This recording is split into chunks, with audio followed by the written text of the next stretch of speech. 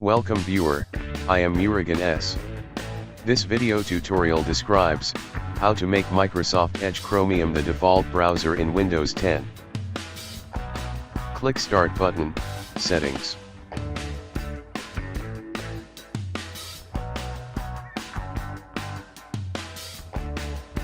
Click Apps.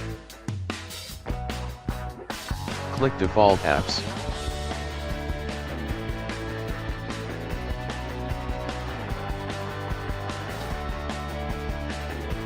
Click Current Default Browser. Change to Microsoft Edge Chromium.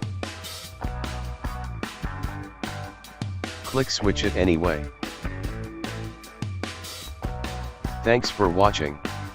I hope this video tutorial helps to solve the problem. Please like, share and don't forget to subscribe my channel.